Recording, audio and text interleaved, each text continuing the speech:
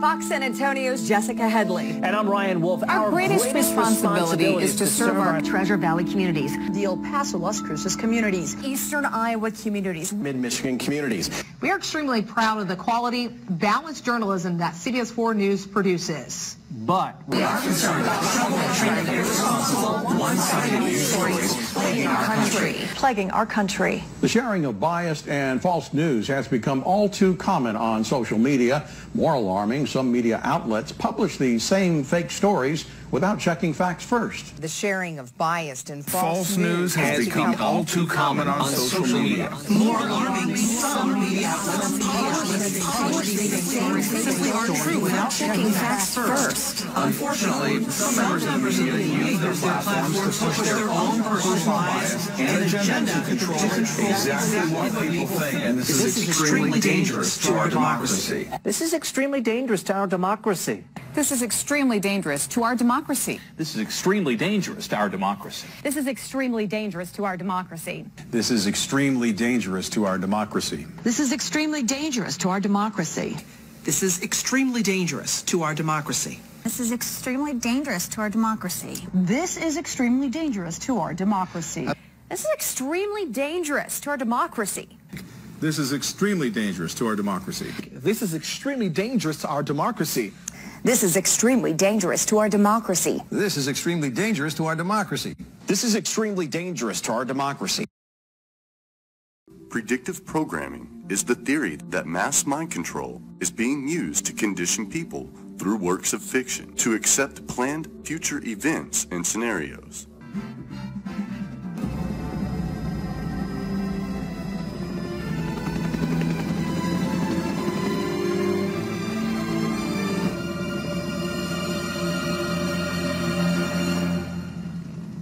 Next time we'll bring them both down.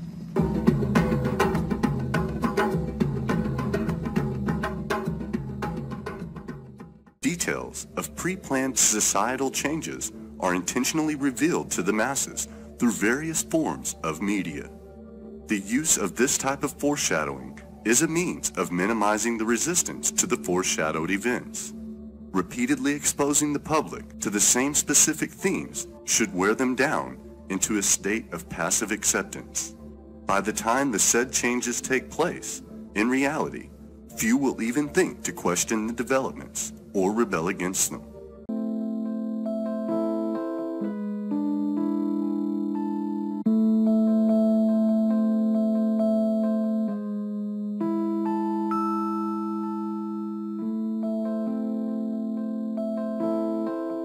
Hello, I'm Severin Suzuki speaking for ECHO, the Environmental Children's Organization. We're a group of 12 and 13-year-olds trying to make a difference. I shouldn't be up here.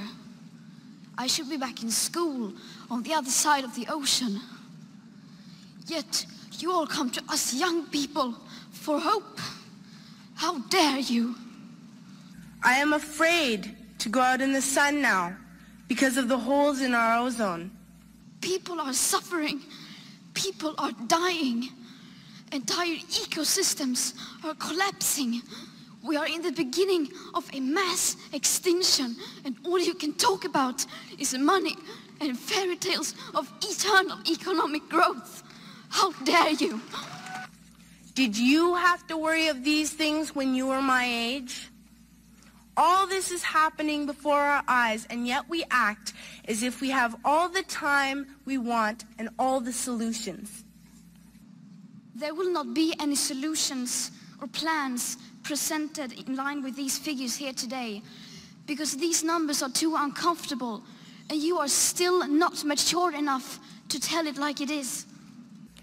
I am only a child, yet I know if all the money spent on war was spent on finding environmental answers, ending poverty, and finding treaties, what a wonderful place this earth would be. You are failing us. But the young people are starting to understand your betrayal. The eyes of all future generations are upon you. And if you choose to fail us, I say we will never forgive you. Do not forget why you are attending these conferences. who you're doing this for. We are your own children. You are deciding what kind of a world we are growing up in. Parents should be able to comfort their children by saying, everything's going to be all right. It's not the end of the world, and we're doing the best we can. But I don't think you can say that to us anymore. Are we even on your list of priorities? My dad always says, you are what you do, not what you say. Well, what you do makes me cry at night.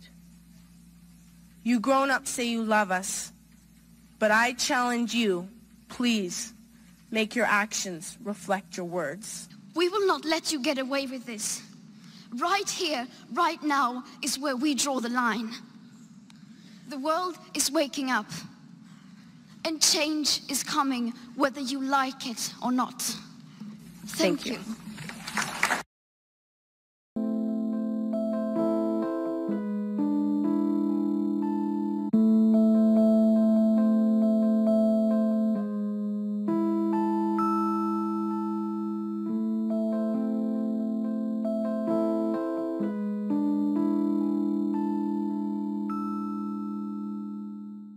Oh, Ralph, how I envy your optimism. There is no Springfield 50 years in the future. With global warming trapping the CO2 inside our poisonous atmosphere, our superheated oceans will rise, drowning our lowlands, leaving what's left of humanity baking in deserts that once fed the world.